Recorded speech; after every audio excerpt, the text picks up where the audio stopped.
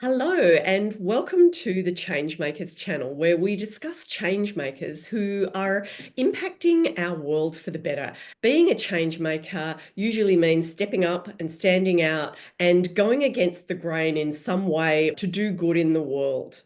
Today, I'm delighted to welcome a woman who is no stranger to going against the grain. Sonia Stackhouse, the co-founder of Little Lane Workshops, is with me today to be sharing her story. And Little Lane Workshops is a creative haven nestled in beautiful Warriewood in Sydney, Australia. Established in 2015 by Sonia and her husband Carl, Little Lane is so much more than a creative studio. It's a sanctuary for those seeking respite from life's hustle. Inspired by Sonia's own journey of rediscovery, after life-altering events, the studio embodies a commitment to mindful creative living. So welcome, Sonia. Thank you. It's lovely to be here. Oh, it's such a pleasure to be able to share this conversation because there are so many layers and we will try to stay on track. Firstly, please tell us about your journey, where it all began, because there's a lot to going from corporate employment to starting your own business. And I would love to hear what it was that gave you that permission to go ahead and create Little Lane Workshops. Well, it is a long story with many Mm. twists and turns along the way, so I'll try and condense it down a little bit. But I was born with a number of issues with my legs, including talipes and a club foot and so forth. And from day dot, my parents were told, your daughter will never walk. And I have a very strong-willed mother who just refused to accept that, who, if a doctor ever said that to me, would tell me not to listen, to disobey, to do everything within my power to not make that fact. And she was an amazing woman. She had a craft shop, which when I was a little girl, I thought it was very uncool, to be honest.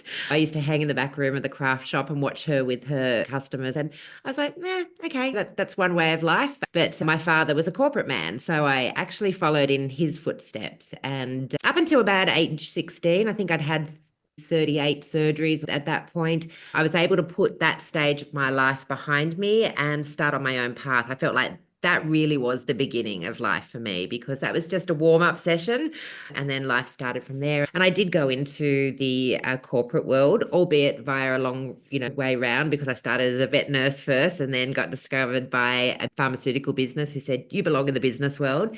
And so I spent 20 years in the corporate world.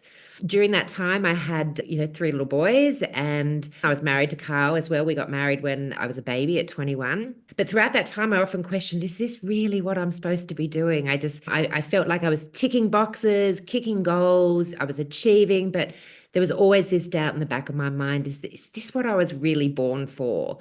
And as I say, if you dare to ask the question, you better be ready to hear the answer, because call it God, universe, whatever you like to call it, answered me very strongly by putting me in an accident that destroyed one of my legs. And it was a big accident, and it saw me in a wheelchair for 18 months, having multiple more surgeries. So I felt like I'd kind of stepped back to where I'd left behind. But we got through it, and I went back to work and got back on the corporate trail to not long after have another big accident that smashed up both of my legs. And I felt like at that stage, again, call it God, the universe had said to me, hey, you asked, we answered, you didn't listen. So we're really going to make you listen this time. We're going to stop you in your tracks. And it did stop me in my tracks. This one was a beauty of an accident that left all the doctors baffled. And we went from doctor to doctor who repeatedly told me there is no hope. There's no hope for these legs. Get used to a life in a wheelchair. I had my legs strapped out like this. At that stage, I had a 3-month-old, a 2-year-old, and a 5-year-old. So my husband had to give up work to care for not just the kids, but me at this point. And consequently, I had a complete and utter nervous breakdown, like one of the most spectacular nervous breakdowns I guess you could have, where I needed to be sedated for 6 months because I couldn't even hold a cup of coffee. And I had what they call is a trauma dump, where you literally just dump anything out of your brain that you don't need for basic survival. So memories, names, phone numbers, PIN numbers, all that just disappeared. And that part is a bit of a blur, but what I do remember is knotting. I was doing macramé during that time. I was stuck in the wheelchair and needed something to do with my hands. And so I just started knotting, and I found it was a form of meditation, one knot, one breath. And doing this, I was almost obsessed with it. Every day I did it. Consequently, that, along with the help of an incredible team of surgeons and physios and Reiki healers and chiros and kinesiologists, and like I called in the full force to help me with this one, we did get back on my feet.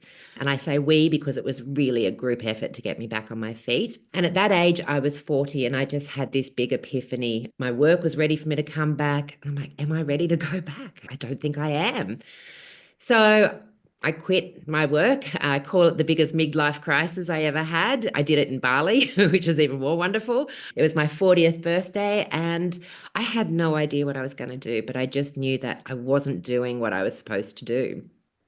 So I started pottering around doing different things. I did social media. I consulted for small businesses. I built websites. I did photography. I did it all. And then I had a friend who entertained the idea of running workshops with me. And I didn't really think too much about it. I just had this calling, let's run some workshops. So she bravely started with me, and I said bravely.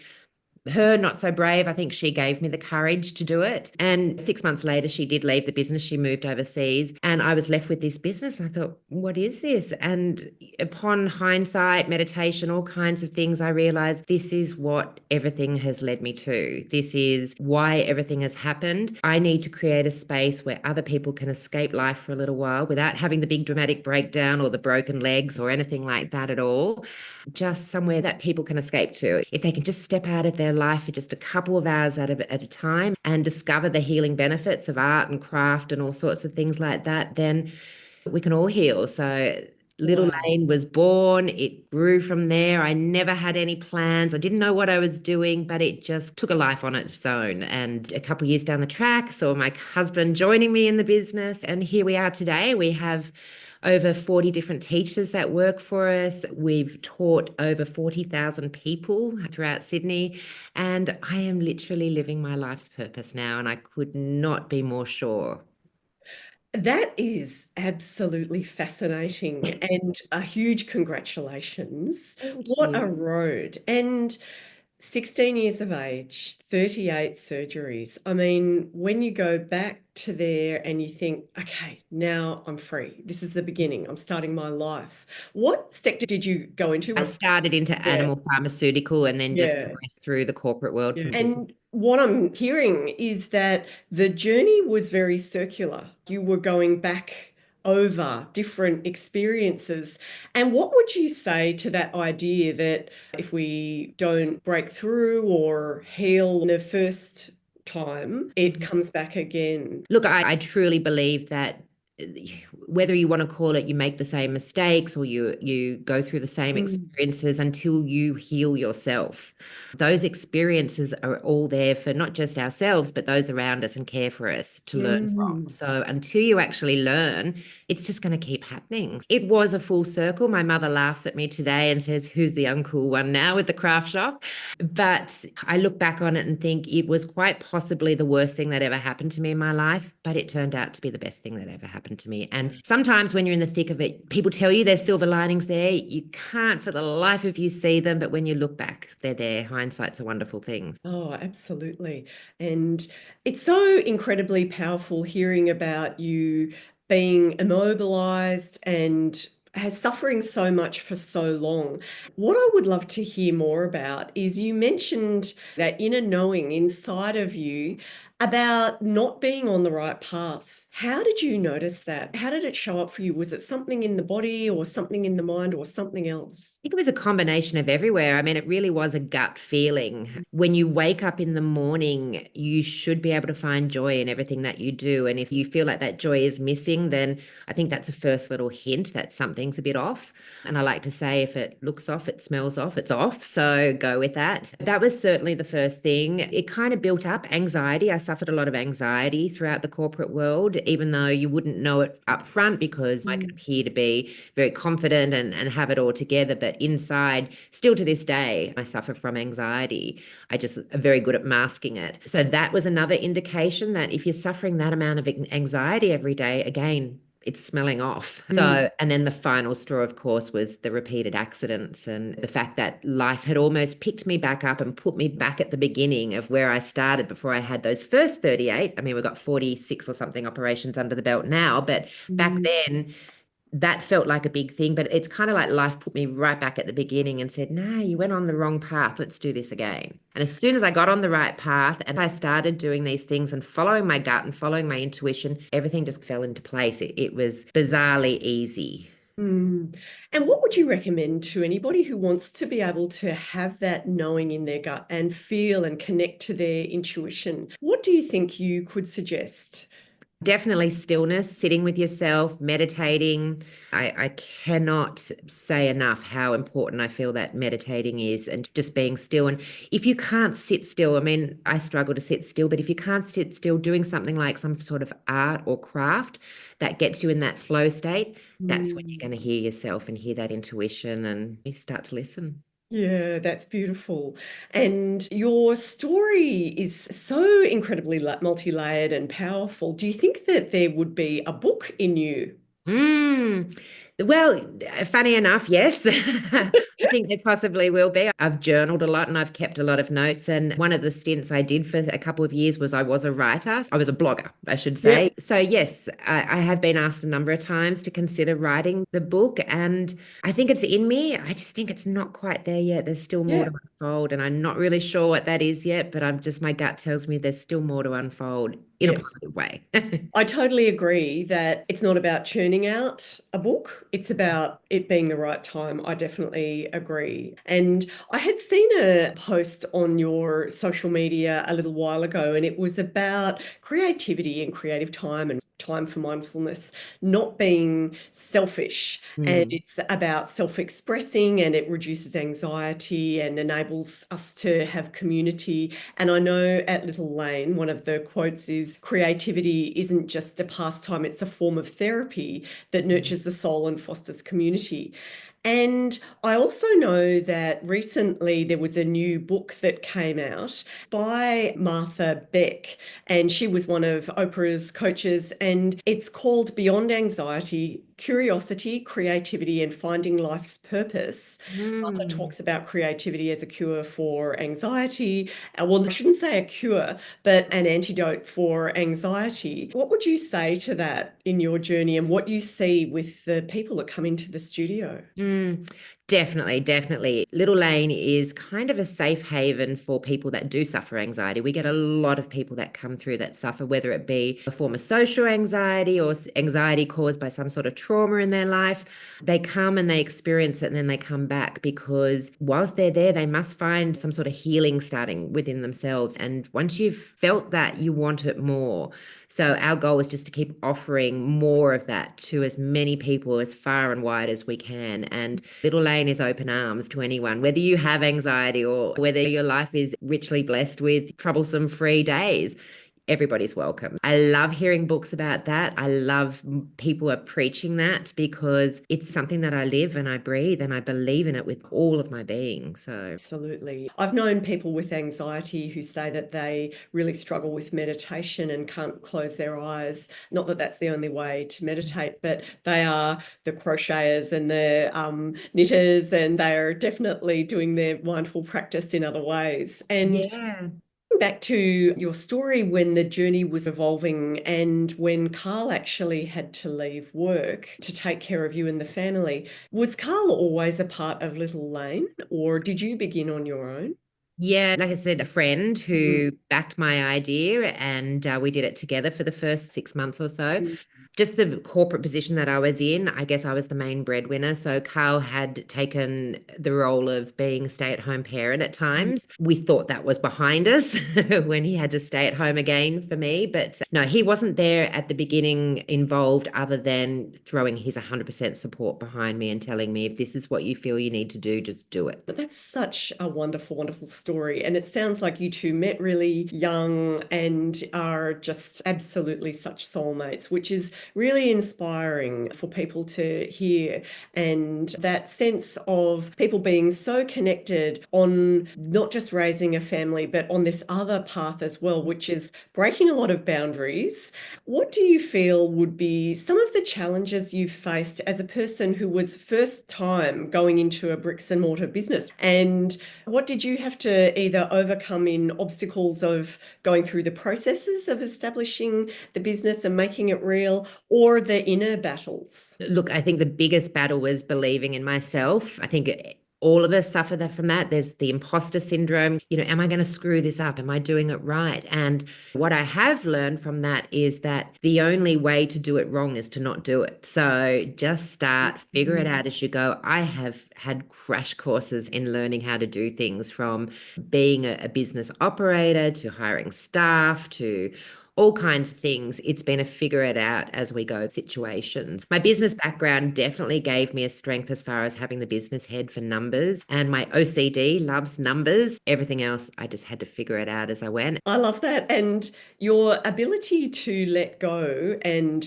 just decide. I bet there's been a lot of evenings when you've thought, well, I can either learn this and work it out, or I can pay somebody, some consultant, thousands of dollars, and I think I can do this. I've got what it takes. And in so many ways, you must have had to let go. And how would you describe what letting go would look like for you?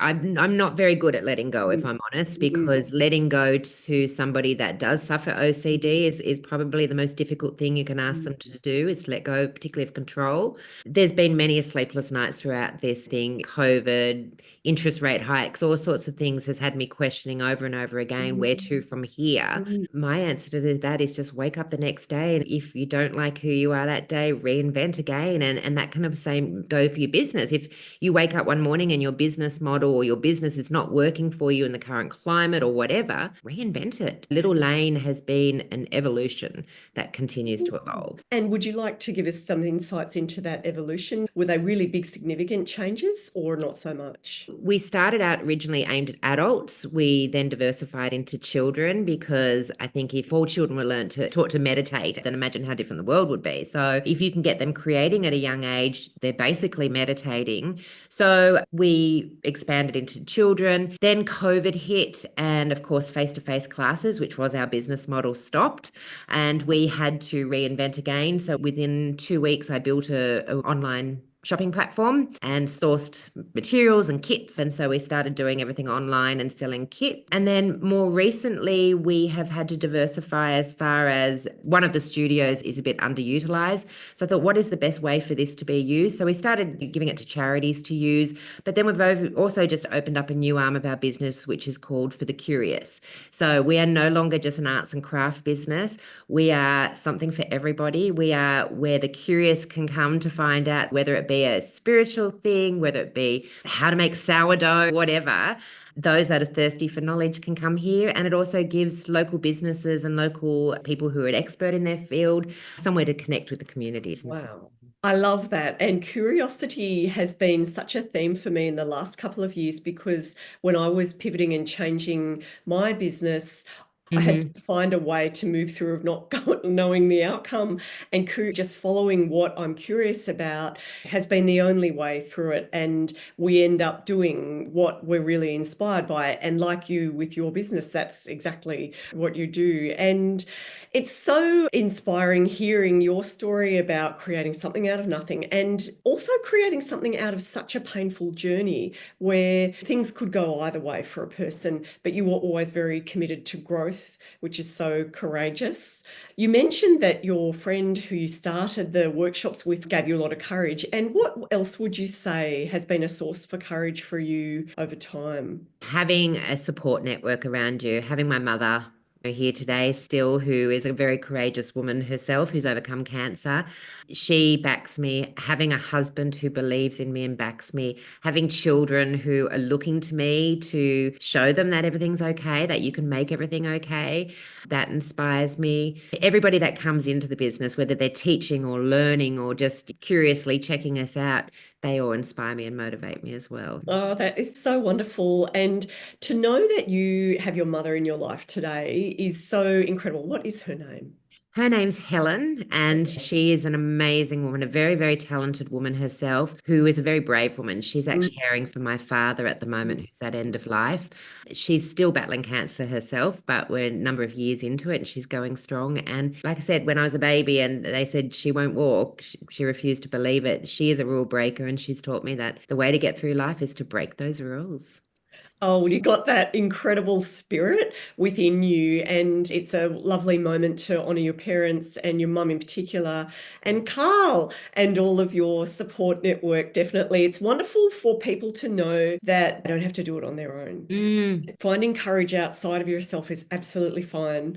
And I'm sure you've had a lot of moments where you've had to be very vulnerable and turn to your support network. I don't know what to do. Letting go. Again, it's letting go of control. It's surrendering. And that's a big word for me that I'm always working on. And having to lean on other people has never been something that comes naturally to me, because I guess in my relationships as a mother, everything, I like to be the person that gets leaned on because I feel in control if that's the way. When you have to turn and lean on someone else, you have to surrender control a bit. And that's a tough thing for anyone to do. I love that.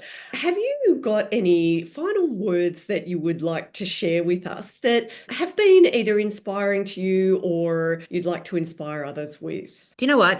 The day that I quit my job in the corporate world, my sister-in-law dropped off a little present and a card to me. She didn't know what I'd done. I can't even remember what the reason was, but it was this little black card that had the quote, "Leap and the net will appear." And when I look back, it's still on my vision board. I put it up on every new vision board I create, because looking back, it was something that just sparked a bit of courage within me. And if you just truly believe that the universe has got you, everyone else has got you, everybody wants to see you succeed, so just leap. So I'll happily walk around and lovingly shove someone over a cliff if that's what they need, because you've just got to take that first step, that first courageous step, and then let it go from there. Magic happens. Gosh, that resonates so much. When I first started coaching, that was the card that I got. And the net Oh, will appear. And I was like, well, I guess I'm going to. And that ability to trust the process shows me so much courage. And I just love that about you, Sonia. It's really inspiring. And I hope that everybody that gets to hear your story will feel a bit more like, yeah, I can do it.